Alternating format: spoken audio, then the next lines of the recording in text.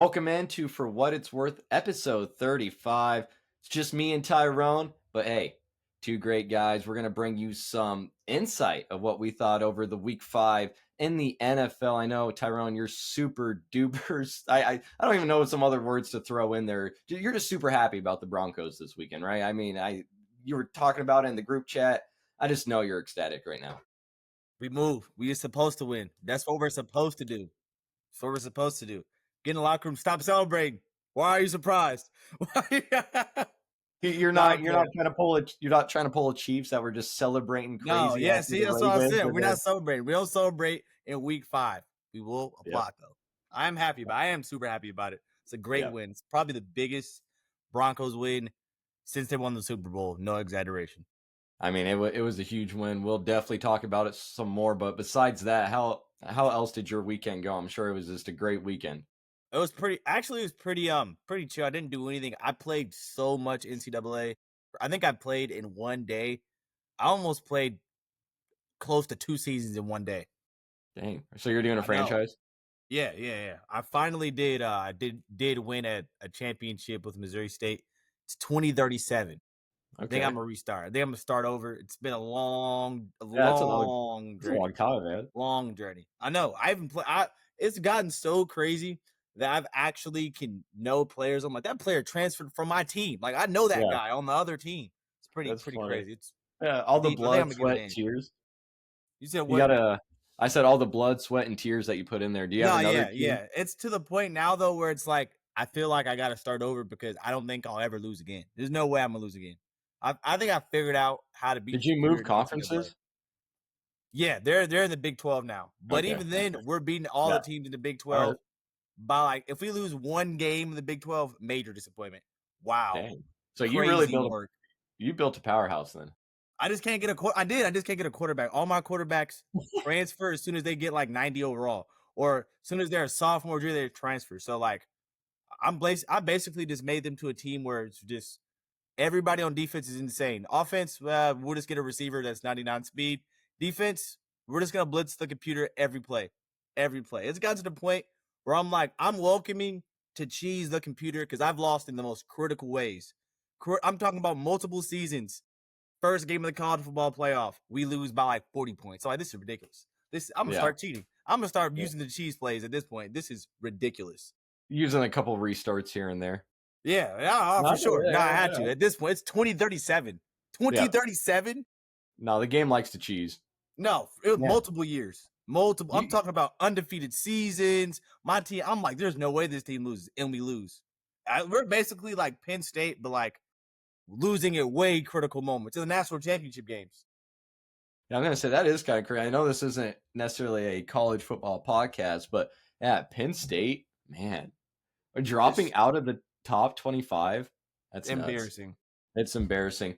Well, Ty, man, you got me wanting to hop on the sticks now. I might have to do that after this, but let's go ahead and turn our attention to some reality here, some actual football that happened this weekend. Week 5, as I mentioned, we're going to go over our top 3 winners and losers. I feel like we're both going to have this same winner. We already kind of talked about it. I think we should just start with it.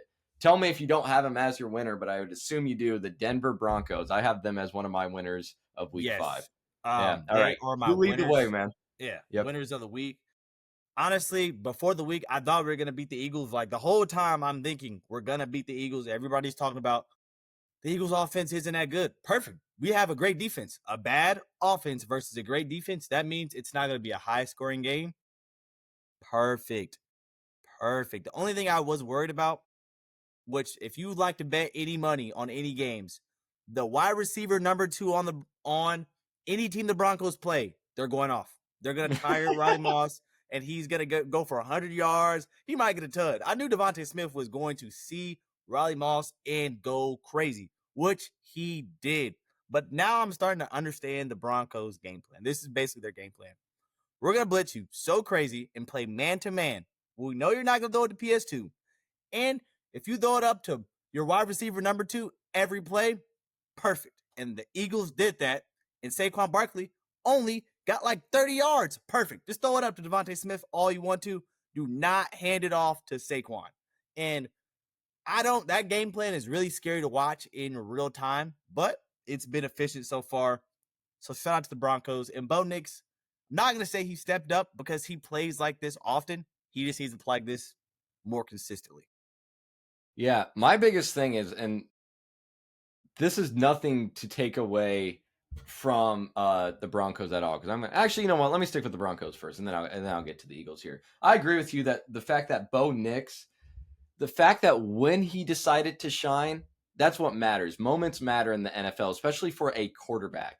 So to lead them on 3 scoring drives in the fourth quarter, impressive. And the way he looked too, the way he threw the football, it wasn't his receivers making spectacular catches to keep these drives alive. They were right to the receiver every time, right at the sticks where they needed to be, right where the receiver was expecting it to be. They were beautiful passes in the fourth quarter. He locked in. That's what's huge. 9 of 10 passes for 126 yards, threw an 11-yard touchdown pass in that fourth quarter. It was beautiful. So the fact that they trusted him is huge, but also when Denver goes, and this is what they did in the fourth quarter, when they go with, and I know this is what they like to do, but when they use that run first offense, J.K. Dobbins is a good back. He's enough to draw some attention. I'm not expecting him to have a total breakthrough, crazy game every week, but I'm expecting him. He can easily push that 75 yards to 100 yards easily a week. I'll take that every week. If he can get 80 yards a game, I'd be tears of joy. Tears of joy, honestly. So when they started doing that in the fourth quarter, look what happened. Yes, Bo Nix locked in. Don't get me wrong.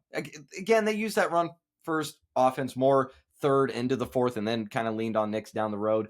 But the fact that they utilized that in the second half to kickstart what led to all those unanswered points, I think that's huge. So, yeah, the fact that Bo Nix stepped up in the moment and the way that they used J.K. Dobbins, I was happy. It was a good win for Denver, obviously, against one of the only undefeated teams in the NFL at the time. So I was very, very impressed. And I haven't talked about their defense, but yeah, PS2 just locked down. Everyone knows that. And I agree, let them throw to their wide receiver number 2. Please. Riley Moss, he's going to bend a little bit, but I don't know if he's necessarily going to break the whole way. I'm not going to say that yet. Definitely like that meme I sent you on Twitter.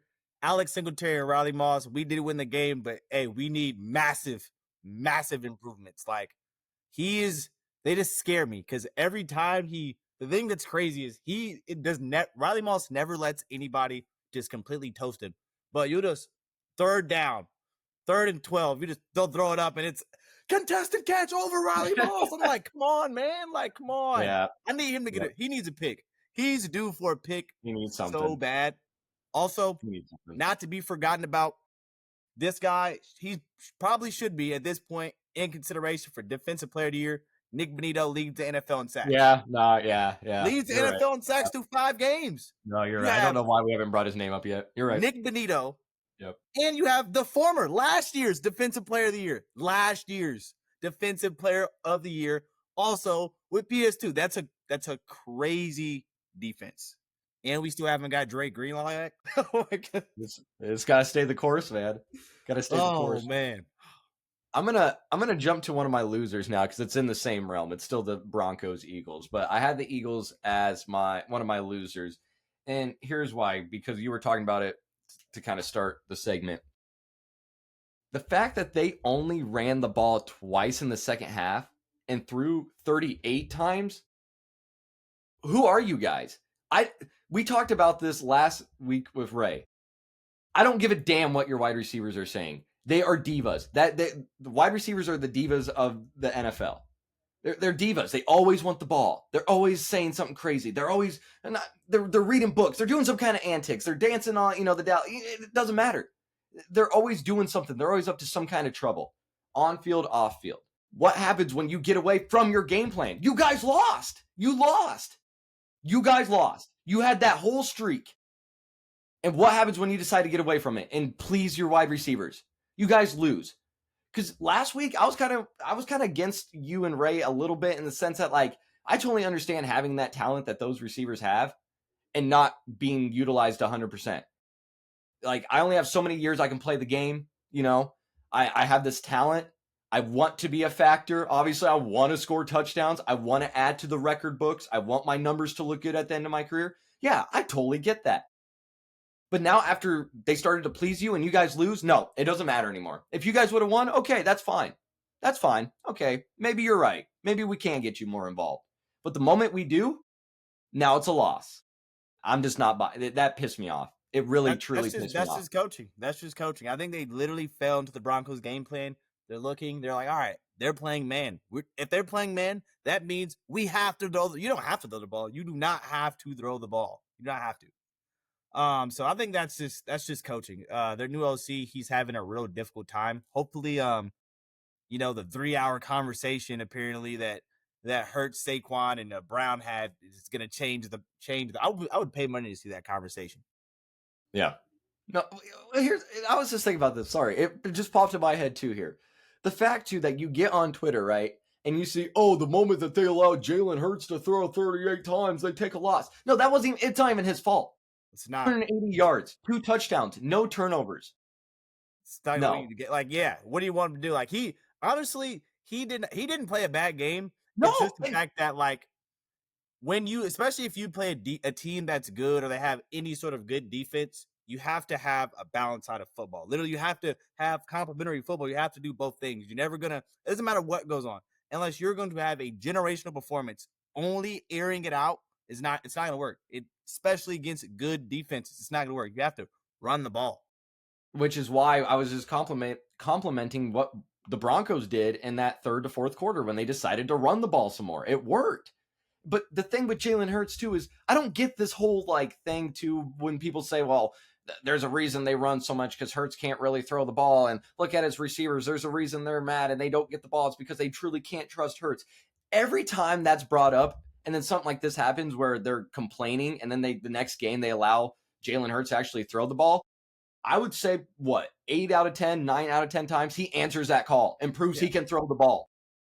Yeah, if this was just a pure like based on his performance, I would give him a B plus that game. He played pretty solidly. He didn't mess the game up. He's at the point of his career now, and I think he's a mature enough veteran quarterback to where he's not going to put the ball in harm's way. He's not going to make silly mistakes. He's probably going to run the offense, run the plays that the coach allows him to run, and he's okay with that. And I think that takes a high level of maturity that certain quarterbacks would not do. They can't even play that way if they want to. I agree. I don't know. I'm not saying I just can't believe that you let Nick Sirianni needs to decide. Is he the man in charge here? I don't listen to that. Are you going to lose them next year? Are you going to lose one soon to wanting a trade or something? That's fine. Look at the Chiefs. They lose Tyreek Hill. What do? They go on and win. It's fine. It's fine. Do not just give in to this pressure. Are you the man or not of this team? Are you the head coach? Get back to the identity. It works. It works. So, all right. Got me fired up already. Oh my goodness. Let's go on. You got a winner or a loser that you want to talk about now? I want to talk about losers. This loser is not a specific person. It is a group of people. And are all the guys that we considered to be elite. Before the season started, all the guys we considered to be top of the class, world class. Nobody can touch him. And that's Patrick Mahomes. Oh, he just took a L through a pick six when it mattered. Josh Allen, he lost to Drake May. Wow, you're supposed to be way better than Drake May. Actually, you're supposed to be the best player in the whole entire league, MVP favorite. Lamar, you're hurt. Your team has one victory. And Joe Burrow is not playing football this year. So all of those guys who are all elite, Joe Burrow said, as long as I'm playing, my Super Bowl window is open. As long as his whole career is open. It's wide open. So the losers this week are all of those guys. I want to say like the quarterbacks that we think that are in the quote unquote Mahomes era of football. All of you guys, it's not over, but it is on question watch. There's new quarterbacks that are young, ready, have potential, and guess what? They're winning games and they have better records than you. That is just a fact. And if not, they have beat you. So all of those quarterbacks, you are losers of this week and overall this year in general. Because when it goes down in history, some of you guys, out of all four of those guys, hey, somebody got to be Phillip Rivers. Somebody got to be Tony Romo. Somebody has to, you know? Yep. Somebody has to. And not that maybe Patrick Mahomes won't be that, but maybe, I don't know, maybe you just have, maybe you're going through a down streak. Maybe Josh Allen, maybe Drake May will be the best quarterback in your division going forward. It's, at this point, it is not crazy for people to say that. And 5 weeks ago, those conversations would have been insane work. Insane. Lamar, maybe the Ravens are cooked. Joe Burrow, maybe your whole career is cooked. I don't know. So those are some losers. That's like a wide, overarching, big macro loser for me. All of those guys. And I might have not have heard you say this, but I think one of the key words you were missing there, or key letters, I should say, that you were missing there in front of the elites that lost this week. It's the AFC elites that are losing. It's the AFC teams, because everyone in the NFC that's supposed to be elite, I think, is answered. Jalen Hurts. Daniels, when he came back, he looked good. Dak Prescott's looking good. Yeah. I mean, say what you want if you consider him an elite or not. He's had really good regular seasons. Maybe we're going through the great shift. Like, I think we are. Jared Goff. AFC was so powerful, and then it's just like Baker Mayfield. Yeah. Jordan Love. I mean, do we really want to Matthew Stafford? Do we really want to? Not playing bad either. Goff's playing good. That's what I'm saying. Darnold. Yeah. They're not elite, but these guys are all playing at a high level right now, all in the NFC. So and they're winning games. And they're winning games. And they're also beating other teams that are considered elite. Yep. So I agree with you. I think it is kind of sad for the AFC and the AFC elite quarterbacks, because I agree that it is the great shift right now. We're seeing it right now. But that kind of helps, I think, some of these teams this year, especially the Chiefs. But that's a whole different story. But the fact that Buffalo, to your point, Josh Allen's being raved about, he's being talked about. They're one of the only remaining undefeated teams until what happened yesterday or Monday, being raved about. They played and won against one team that has more than one win, and that was the Patriots, and they lost to them. The teams that they have beat are the Saints, Dolphins, Jets, Ravens. Nasty work. Yeah, I'm glad we're at the point now. Ravens, I've given up. I'll pick the Ravens in the Super Bowl. I'm just going to count them as a bad team until I see Lamar Jackson play a good half of football. So all those games and losses are bad losses, are bad wins, apparently, supposedly. Or not supposedly, literally. Yeah. Well, I'm gonna talk about Buffalo some more, because I think they truly are kind of, I don't know if they're as good as people are necessarily thinking right now. I'm not saying they're bad by any means, but yeah, we'll talk about it here some more. But I agree with you, Ty. I think we're seeing the AFC elites struggle right now. I think Mahomes is still doing all right. And here's the crazy thing about Mahomes, besides the interception. That was terrible. I mean, it was a great play, though, by Lloyd, you have to admit. I mean, the guy's leading the NFL. That was like a Madden user lurk, like in real life. I mean, it was. I'm not trying to. I'm a Mahomes fan. Okay, I'm a little biased, so maybe this is an excuse for him. I mean, that was just a great play by him. But again, you're right. Crucial moment. Can't have that happen. I think Mahomes is still playing all right. Obviously, Josh Allen is still playing all right, but he played against some bad teams. So, but it's just not to the level that we're expecting. And yes, Mahomes not to the level we're expecting. But I'm glad to see Mahomes is at least improving a little bit from where he was, I thought, last year at this point. So, but that's just me.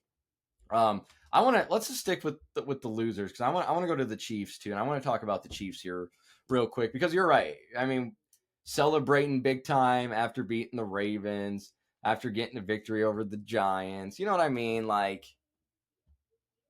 okay, yeah, it's good to have 2 wins, but yes, 2 not very good teams, especially what we saw with the Giants after Dart's second start. My thing is with the Chiefs is I don't know if it's arrogance or if they're just being complacent.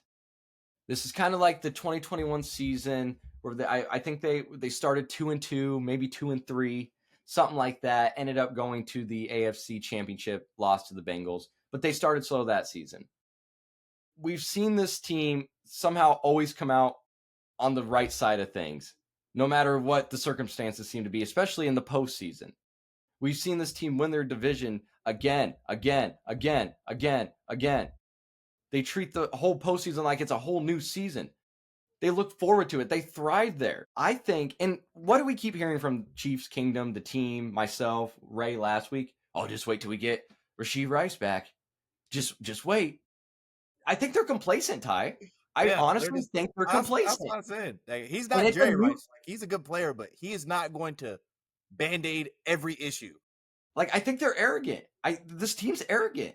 They truly think that they do. You have the best quarterback, but like Travis Kelce isn't what he used to be. Your running game can't be established ever. Yeah, you're going to have great receivers, but then we saw your secondary not do very good. Yeah, Travis Hunter was balling. He exposed him. Like, Shamari Connor should not be out there. I don't know why Noah Williams wasn't out there more. But my whole point is, I think this team is kind of arrogant, Tyrone. I think they're complacent right now. And I still think, and think about this too. I want your honest answer. Do you, maybe you're going to prove me wrong here, but do you honestly think the Chiefs are going to miss the playoffs? They could. No, they could, yeah. Yes. But at this moment? No, do you think they will? You truly think that Kansas City Chiefs are not going to make the playoffs? This is a true moment. I would say this. Right now, coming off of that performance, I'm going to say they can miss the playoffs for sure. It's 100% in the card. It is a way bigger outcome than what could happen. Will they miss the playoffs? Yeah. To me, it's a 50-50 chance. I need a yes or no. Nope. I see what you're doing. No, I see what you're trying to do here. You're trying to tiptoe around it. No, I need a yes or no. Do you think that the Kansas City Chiefs with Patrick Mahomes and Andy Reid and Steve Spagnuolo are going to miss the playoffs after winning the AFC West all these years, after all the Super Bowls that have had happen in the past 6 years? You think this team and they're going to get Rashee Rice back? And I'm using that arrogance. I think they're going to miss the playoffs. I think it's going to come real close. I think it could happen. I think if they're losing to the Jags and the Jags are 4-1, if the Broncos and Jags play, I would feel 100% confident that the Broncos would beat the Jags in Jacksonville, in Denver, on Mars. I think we would beat them. I seriously do. I did pick the Jags to win their division, but that loss let me know that, because before it's only the Chiefs lose to, if the Chiefs do lose, it is going to be to another elite team, another elite quarterback. I don't think the Jags are an elite team, nor do I think they have an elite quarterback. They do have a really, really elite defense. So now that lets me know you do not have to be an elite team this season or have an elite quarterback to beat the Chiefs. You just have to be really good at one side of the ball. You have to have elite defense or maybe elite offense, and you probably can beat the Chiefs. I think what's really... I guess where I was going with that too here, and I guess you proved me wrong here. I just like to think that there's a majority of the NFL fans out there that, I mean, you listen to the talk shows too, whether you think that's a good thing or not, and whether those guys know what they're talking about or not, there's a reason they're on there, that they're not worried about the Chiefs. It's week 5, and we know what Mahomes can do and what this team does late in the season. So we're worried about him in week 5. That kind of mindset, I think, is following the team. Why are we worried? We're the Kansas City Chiefs. Why? We've always end up where we need to be every single year. We always do. We always overcome something. All those one-score games last year. Harrison Butker got hurt that one year. They brought in Matthew Wright. He doinked it in to help seal the AFC West. Everything always seems to go right. So why are we worried? We're going to get our star receiver here in a couple weeks. Who cares? And I think a lot of the fan base or NFL fans think they're going to make the playoffs anyways. I still think, honestly, and I think people out there honestly still think that they're going to win the division still this year. I think that's leaking into them a little bit. Yeah, I think they're complacent. They probably actually 100% think that. I think the thing is, I think what's crazy is that probably most players on the Chiefs think that, or I can tell Patrick Mahomes does not think that, because he's the only person that's truly balling out. He's running. That's fair. Understands the dire need of what's happening. I think he said in his presser, we've already lost too many games. Yeah, I think there's people on that team that think we'll be fine. We got Patrick Mahomes. Okay, so and I agree with you. And here's to your point here. look at where these mistakes are coming from. Your veterans, the guys that probably are just laid back. Chris Jones, one of them. Week 1 goes inside. Herbert goes outside. Gets the Jags. Watches Trevor Lawrence fall down twice. I could have got back there by the time, and then he just watches him. Just literally watches him. Doesn't even move. So you have that. Harrison Butker, all the field goals, PATs he missed. What'd he do? Gave the Jags the ball at their own 40 because he kicked it out of bounds. That's pretty bad. That's very bad. Travis Kelce, what happened in the Philadelphia game? Just bounced off his hands, pick, return. It's your stars that are making the mistakes. What is going on? Yeah. You know what I mean? That's what I'm saying. It's a lack of focus from your stars. And if your stars are having a lack of focus, besides Mahomes, if your stars are having a lack of focus, what are the young players going to do when they walk into the locker room and see that? They're going to follow suit. True. And it's like, you can only... They're losers in my mind. They are. You know what I mean? You're complacent. Yeah. And it's like, what they're getting, I think that the room for growth is like, I think they're off. Rashid Rice is going to come back and they will get some improvement, but the improvement, it's not going to, unless he's literally turns into a top 5 receiver.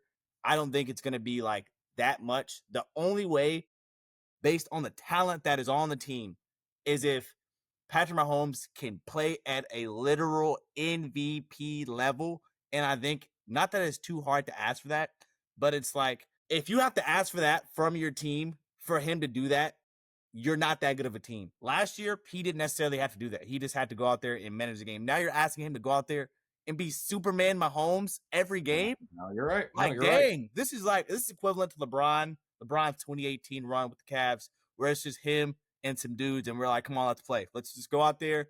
Deladova, J.R. Smith, come on. Tyquan Thornton, go deep. Throw it up. Something. And I think that in the game of football, that it's just hard to do. It is just so hard to do that in a sport like football when every single game matters. You can't have off nights. You can't have your players that you're expecting to perform, like you're saying, not perform. You just lost a game, multiple games. Yep. And you have to depend on like these younger players to step up in their role. They might not do that every game. Like to this point of the season, like I'm using Tyquan Thornton a lot. He has overextended his role. How long can you ask him to do that? You want my honest answer? Because I think he could honestly give you that a lot this season. I think he can. I do have a low key hot take. I low key think him and Worthy are about the same. Low key, I'm not lying. They're both just guys that run fast to me. And no, I think Worthy has more elusiveness to him. I do. He does have wiggle to his game. I'm also scared about Worthy. I feel like every week he ends up on the injury report, and it's a different part of his body. Yep, the swelling. Can he stay healthy for just like a little bit? Yeah, and that's another thing. Well, and to just his frame, guys like that do tend to get. Worthy is built like me and you. He's just like a guy, skinny guy out there that runs fast. Yeah, and so let me get hit a couple of times like that. I'm done. and actually, bringing up that point too, going back to your elite players or the guys you're relying on making mistakes. What does Travis Kelce do week 1? Hurts Worthy. Literally, when has he ever done that in his career on a route like that where he run? Really? What are you guys doing? It's sad. They're losers this week for me, Ty. They're losers this week. So let's go ahead and talk about actually one last thing. I said last thing, and then I got one more too. Just the fact that you're right. They're relying too much on Mahomes. The fact that in 4 of your 5 games, your leading rusher is not a running back. That's bad. To your point, establish the run game. I mean, even look at someone like Josh Allen. James Cook garners a lot of attention, and that allows him to excel every time. You can't rely on Mahomes too much, even though he is Mahomes. Not in today's game. Not with defenses getting better. Not with now all this film and whatnot. Yep. And I would not like, I'm not lying. When I see Patrick Mahomes running, I'm like, stop. She probably shouldn't be running. Like he can do it, bro. He's running open infield. Just boom. No, stop. He shouldn't be doing that. That can only sustain so long, dude. It can only sustain for so long doing that. Let's talk about a winner now, and let's go back to. I don't know if this is one of your winners. I have him as a winner though, and we were just talking about him before we got on the Chiefs tangent. So let's head back to him. The Patriots. They're a winner for me this week. They were after week one. I was like, oh man, they might have tricked us, Ty. Like the Patriots. I don't know. I don't know if they're going to be as good as they might have been overhyped, and now that hype is starting to kind of slowly creep back up and catch up with them. And to your point, Drake May played great. He played really good. He was pressured 38.9% of his dropbacks. That's 14 quarterback pressures he faced. He was even sacked 4 times, but he fared well under that pressure. He was 7 of 10 under pressure, 72 yards, and a plus 21 completion percentage. So not only that, finished the game 22 of 30, 273 yards, was near perfect in the second half. He went 13 of 14 for 184 yards in that second half. So the fact that they took advantage too of Buffalo's defense, which I don't think is necessarily that great. They allowed the 5th highest time for a quarterback to throw in the NFL. So QBs have time back there. Yeah, they got to Drake May a little bit. The fact that they're still allowing that throughout the season, teams are really going to take advantage of that. I think their defense, average tackling, they have trouble sustaining a pass rush. And their secondary, do they really have a reliable option? A reliable option? I'm talking about the Bills or the Patriots. I'm talking about the Bills here. Oh, the Bill. Okay, my bad. Yeah, no, the Bills. Bills Yeah, defense. their secondary. I'm not really worried about anybody back there. Doesn't really have a reliable option. Like I said, they can't sustain a pass rush, average tackling, and they allow the 5th highest throwing time for quarterbacks in the NFL. Like I said, yes, you were able to get to Drake May a little bit in this game, but the fact that even when he wasn't under pressure, what he finished with is crazy because you did allow him to have some time. And I'm not taking away from Drake May's game. He played great. No, yeah, So he balled out. That's not a hit on his game. Josh Allen. Yeah, it's not my fault that the Bills are going to give you that. That's not so. I'm just throwing that out there for context overall of what the Bills defense has been this season, and then of course we talked about who they faced this season. So, did you have the Patriots as a winner? Yeah, I did. I actually had the Broncos, the Jags, and the Patriots, and in parentheses I put all of the young guys, all of the not even to say new guys, the young guys with all potential. Trevor Lawrence is kind of on the back end of that, but I'll put him in there as well. But no, shout out to Drake May. I was a hater of Drake May. I've given him some slander before because he's just in comparison to Bo Nix and all the other quarterbacks in that class. But I'm going to put that aside because he balled out, and I think that Drake May. I understand all the hype. He just went band for band with Josh Allen, and if I was the Patriots, I would feel 100% confident of us and our potential to win the division this year and every year in the future because we have him and he's on his rookie contract. These young quarterbacks now, I think that what we're seeing is I think we're like I said, the great shift is happening. The great shift is happening. And he's able to revitalize Diggs too. Who would have thought? Who would have thought? People thought Diggs was washed. They legitimately thought. I feel like a wide variety of people. Like, people said Keenan Allen was washed. Like, we kind of talked about that. I think people coming into this season, they thought Diggs was like coming off his ACL was like, I don't know who he's gonna throw the ball to. And he legitimately that was a legacy game Diggs had. Diggs had as good of a game as you could possibly have against your rival team in Buffalo. So I was happy. I didn't think I'd be ever happy watching the Patriots play, but watching them ball out truly made me happy. And I think we're seeing, like you're saying with the Bills, this is a bunch of mid around Josh Allen. I think these teams, all these teams with these elite guys, they have just we're going to take our quarterback on a huge contract that is elite, and we're going to just put some mid around him and hope we carry. And I think that is starting to see the ripple effects of that because look at other teams, you look at the Ravens, it's like, oh, outside of Derrick Henry, they had a good team on paper, but it's like, looks like they got some mid around Lamar. And outside of Jamar Chase and T. Higgins, all of the Bengals team is mid. And Joe Burrow, all of the team is literal mid. So I think these young quarterbacks, I think I'm not going to say it's a new AFC, but man, I don't know. It's starting to feel like it. And I'm with it, man. I'm with all these new young guys beating all these guys that everybody told me were elite and all going to win 5 Super Bowls and 17 MVPs. I am happy to see these guys thrive, and I think you're right. I think there is a shift. I think it might be more of a shift of NFC elites are rising to the occasion where the AFC elites aren't. Because, and here's why I say that, I'm not sure I'm ready to quite say the AFC elites are falling off completely or something like that. I'm not saying that's what you're saying, but I'm not quite ready there because, again, it's week 5. We'll see, can these young quarterbacks really can they really handle the pressure of week 15, week 16, week 17? We know what Mahomes can do in the postseason. Can Drake May do that? No, I would assume not. Of course, he hasn't had the chance, but I would I assume don't not. You know, know what I man. mean? I don't know. I don't. I think I'm glad I've to see seen them enough. succeeding early. I'm glad to see them succeeding early, but we got to remember it's week 5. We're going into week 6.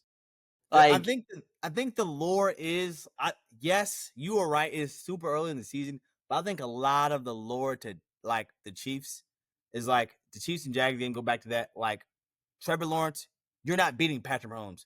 You've never beat Patrick Mahomes.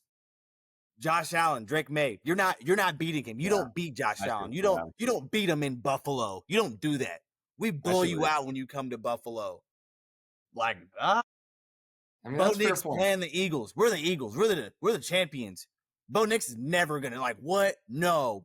Well, I just beat you now. So apparently, in my mind, in this team, all these teams' perspectives, their teams, their fans, their coaches, their organizations are saying, we can win now.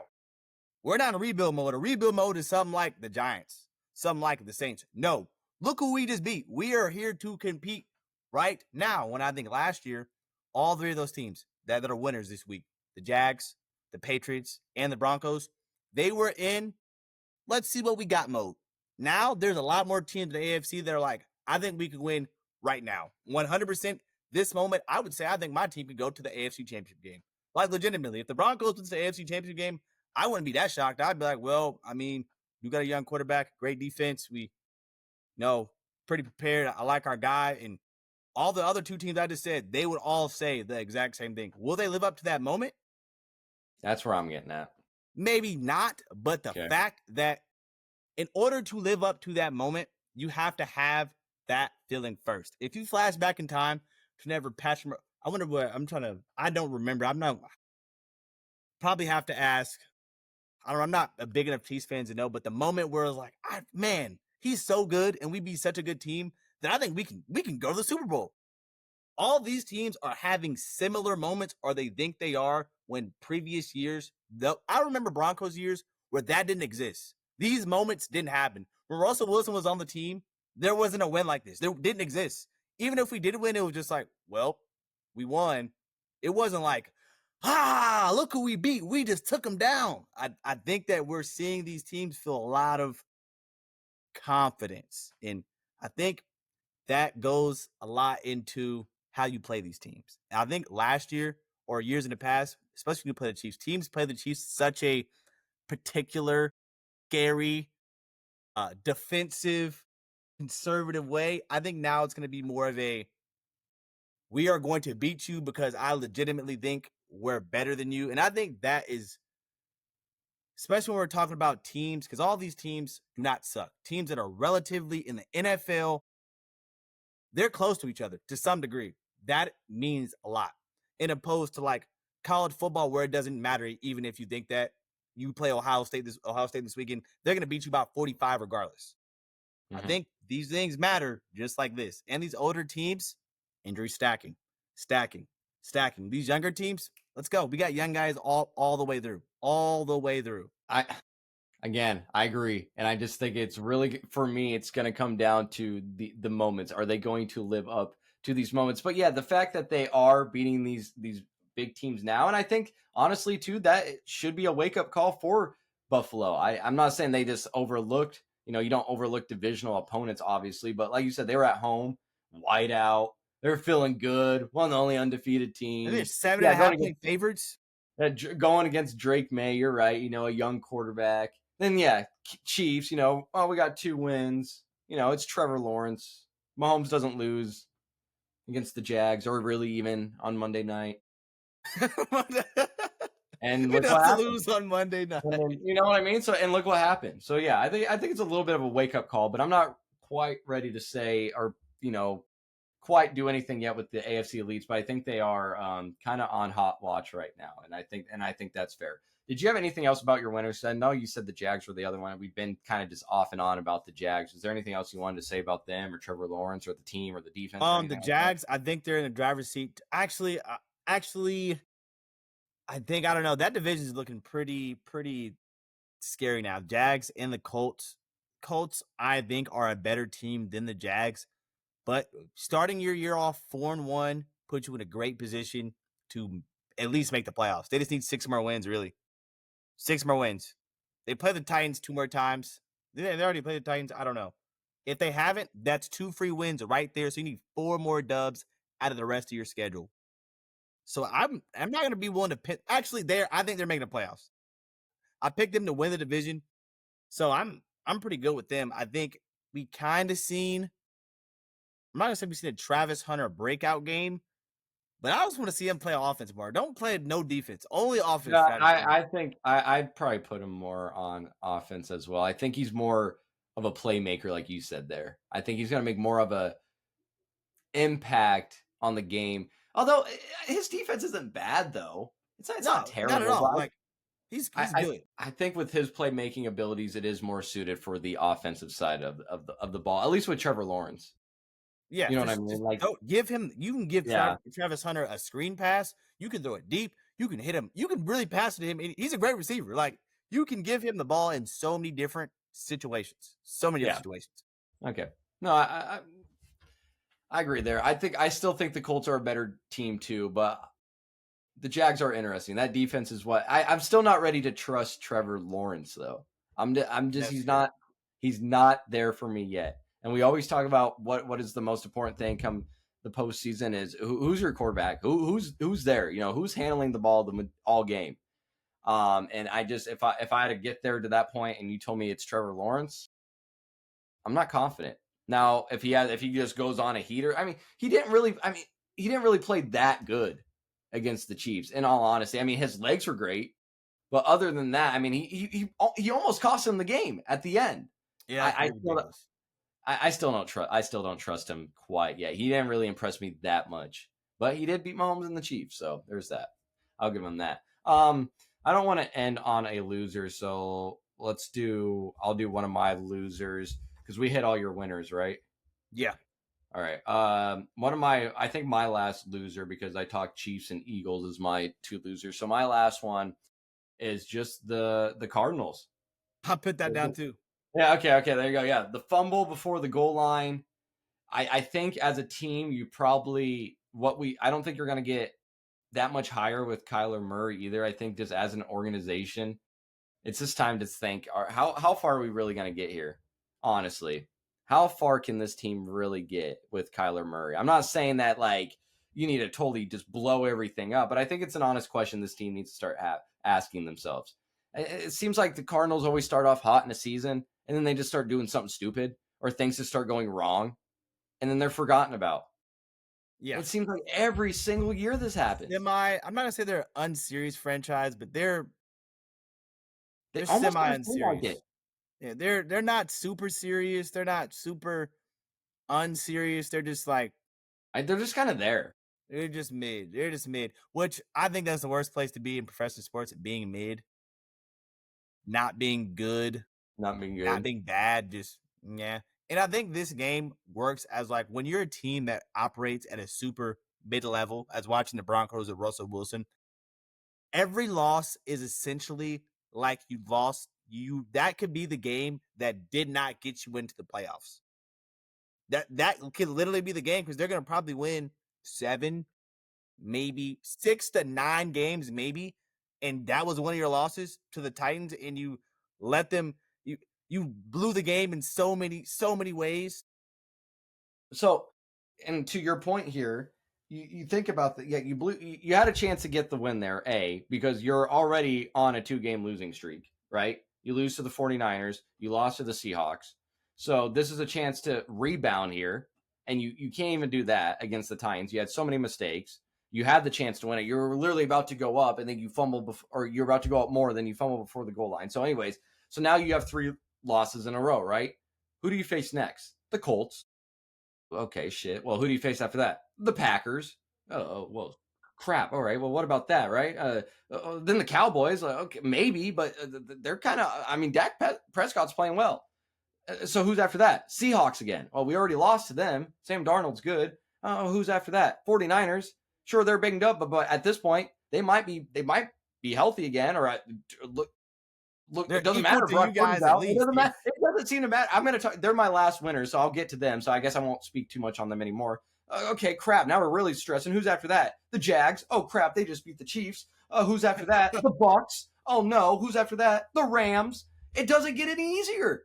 Where did I just read that? Where you get some win streaks? I'm not betting on them to win any of those games. I can tell you that right now, and until things change. And that's what I'm saying. So have you reached your ceiling with Kyler Murray then? I really think you have. What we've seen in his run so far with the Cardinals, that's about as good as it's going to get for you guys, if I'm going to be for real. Yeah. And I think that's not even like, Kyler isn't, the top 5. He's not a super elite guy, but he's not even like necessarily like bad. He's not bad. No, he's It's average. just that when you put a decent quarterback on a team that has mid-level management, they don't seem to get, super elite players on their team. You didn't really build a amazing team around them. Yeah, what do you expect? And it's like you said, blow it up. I think it's really even hard for teams like that to blow it up, because what do you really have to blow up? Oh, I mean, they can't. I don't think they can blow it up. But what I'm saying is, at some point, you really have to be like, I don't know if we're going to get much further with Kyler Murray, or what do we even have to put around him or build around to even get him there. I just don't think they're as an organization, I don't think they have the don't got enough resources to do it. They don't have enough. Yeah. And again, I don't know if Kyler Murray is ever going to be a Super Bowl winning quarterback, unless if he has a super elite team or he gets with someone that can just help, like a Shanahan or something like that kind of coach, an O'Connell. I think he could win a playoff game, like one playoff, two. Yeah, I think he could win a playoff game, but can he ever win a Super Bowl? And I don't know if he can win it with the Cardinals. Not with that, not in the current situation right now on the Cardinals. This is So that's just how I see it. So I had the Cardinals as you said, as one of your losers too. Do you have any more losers? Any more losers that Gino, the Raiders in general. Got the Raiders on there in general. Yep. 3 things I put on there. Just one, the Raiders suck. They suck. Everybody saying that's never Tom believe Brady. That. Yeah. Ashton Genty, feel like they just have a combination of players that should be good or supposed to be good. Like Ashton Genty, he's a rookie, and the offensive line he plays behind isn't good, but it's like, you draft the running back that high, he kind of needs to be like, elite today, right now. Top 10, he needs to be top 5 running backs in the league, which is a crazy standard, but that's just how it goes. Well, I mean, with how fast their careers can go. Yeah, he needs to be hitting the ground running. To start going. Then you got a guy I drafted in fantasy, my 2nd overall pick in multiple leagues, Brock Bowers. He's supposed to be the best tight end in the league, literally, based on what he did last year in your rookie season. You have over 1,000 yards your rookie season as a tight end. You were supposed to come in here and literally be the best tight end in the league. That's just a projection how it goes. I feel like, am I mistaking of his projection of eliteness based off his rookie season? At least top 5, right? Yeah. Tight ends. I mean, 3? They were saying, based on last year, if not number 1, based off his rookie year, and they thought he was going to come in this season and go crazy. No fault of his own. He's been injury prone. He's been questionable every week. Yep. Every week in fantasy, I can look on there and see a Q by Brock Bowers' name. Will he be healthy? The rest, there's at this point, you're into the first 5 weeks of the season, a 50-50 chance he comes back and he just turns it around and has an elite season. Or they just shut him down. We suck. We're just going to shut you down.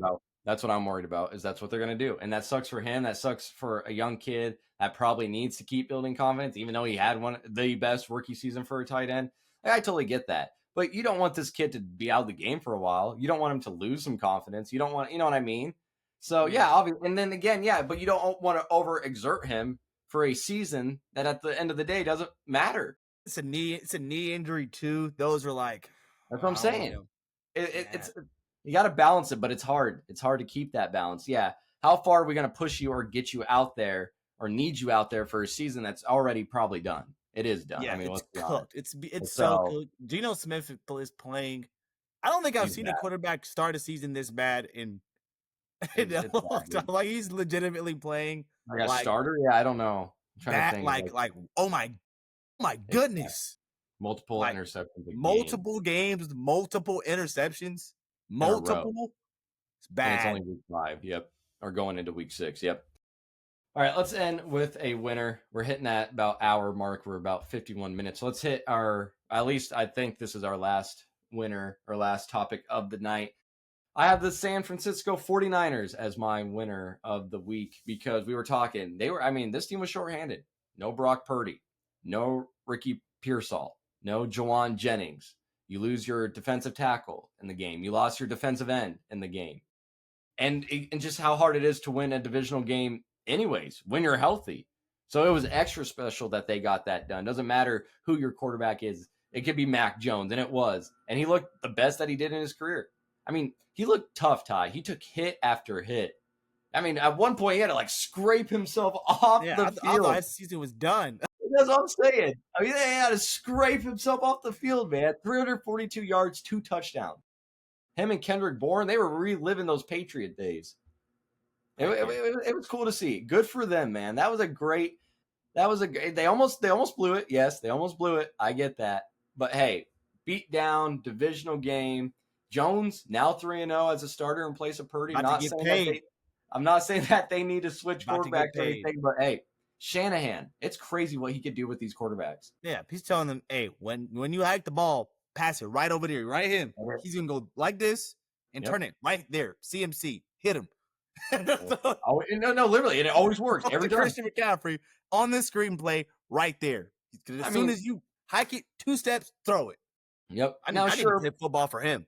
I was gonna say now, sure, Purdy kind of he had his struggle there when he returned, but yes, for the most part, hey, you throw it there, the quarterback's gonna do it. And it's always gonna end up usually well. But yeah, the Rams running backs, they were a mixed bag because there was moments where Williams looked good, 131 total yards from scrimmage. He caught 2 touchdown passes, but then you lose the ball inside the 1 yard line with a minute left.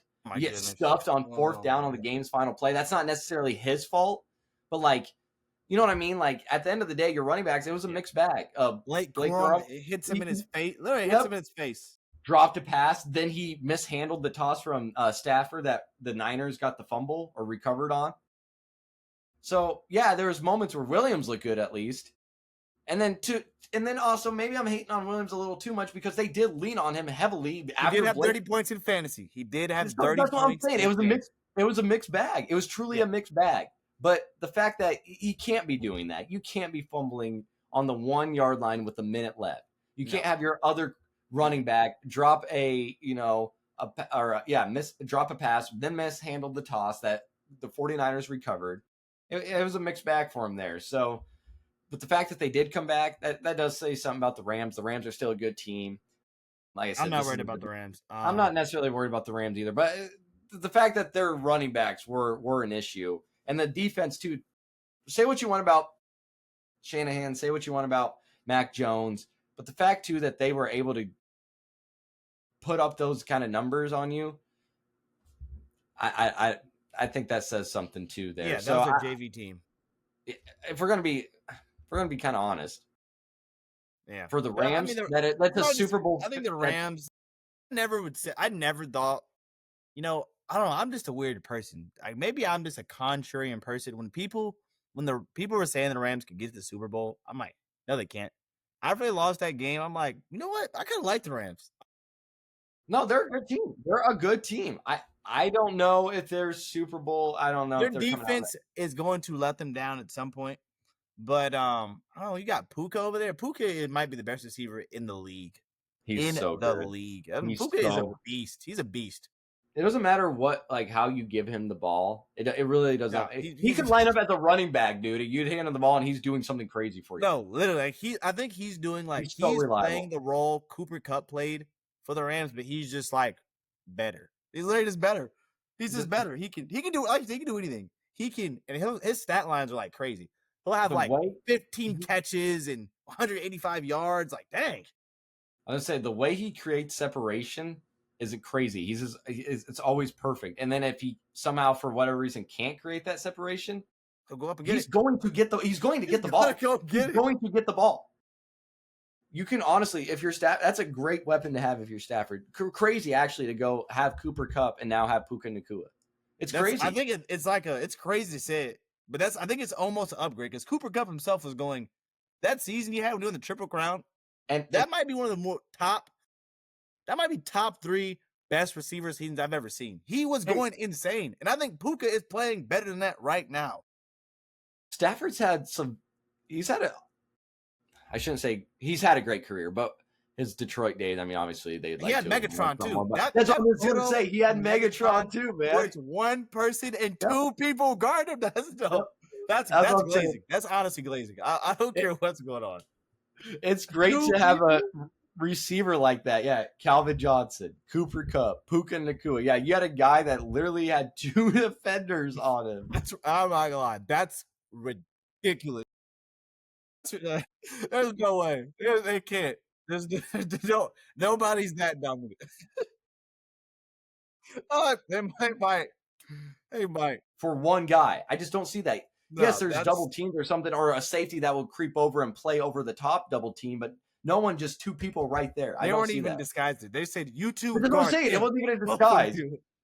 That's what I'm saying. Like, yeah, teams obviously disguised for the double teams. Obviously, yeah, that happens in today's game. But no, there was no disguise. You knew what they were going to do. No, double team in. We're not hiding up. I want to know on that play that they throw them.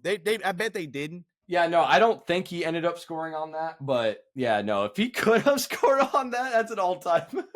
That might be one of the greatest football plays of all time. I wish he did. I would have. If I was Stafford, I would have just thrown it up to him anyways. Actually, you know what? Screw it. Let's see if he can do it. They had to be winning that game by multiple touchdowns. In a game, if it gets to the point where you have to do that, you have to be losing so bad. Oh man, there's no way it was a close game. There's no way it was a close game. Getting embarrassed. That is hilarious. He had to be frying. He had to be doing them so crazy. Oh, so nuts. To the fact, like you said, not even a disguise. Like, coach had to be so pissed and be like, I'm just putting 2 guys out there. Hilarious, man. What a career for Stafford to play with some names like that. You know, to always have a reliable receiver like that. Throw it up. I got somebody I could always throw it up to. Perfect world, actually. Yep. Now, like I said, they probably would have loved to, win something more there in Detroit during his days. But hey, you had Calvin Johnson. I'm sure there was some great fun memories there that he will always look back on. All right, I think that was our top 3 winners, losers. Ty, is there anything you want to end the episode with? Anything you want to talk about before I officially end it? 2 things. One is a stat. I just seen this on Twitter. It kind of goes based off what we were talking about a lot today. The Bills, Ravens, and Chiefs all lost in week 5. This is the first time this happened in the NFL since 2017, over 2,800 days ago. That was before Josh Allen, Lamar Jackson, and Patrick Mahomes were all starters. Wow. Could be the definition of the great shift. So do you think, because I'm not here yet, but I'm just curious if you're here yet, or if I'm not understanding where you are with this shift thing. You think it's like the NBA where it's like, all right, Steph and KD and LeBron. Not that draft. Okay. I was just making sure. Okay. I was just making sure. But I do think there are definitely there's I just want to make sure the Celtics are now that's the elite team in the East. There are teams that are like, we are the Celtics. We think we are the Broncos and the Patriots 100% think whatever we got going on here, that is the new best thing in the NFL. Like Sean Payton literally said before the season, of all the teams I coached, this is definitely one of the teams I think can win the Super Bowl. He said that out of his mouth, and then they beat the Super Bowl champs. So in Sean Payton's mind, right now, he's thinking we can definitely do this. The Patriots are the Patriots, and they have a quarterback that is now elite again. They're definitely saying, I don't know, I think we can probably go pretty far. The Jags are saying, we got this guy he was the number 1 overall pick. He might not be that elite, but he is a talented quarterback, and we have a great defense. And it's my first year coaching too. So what do you know?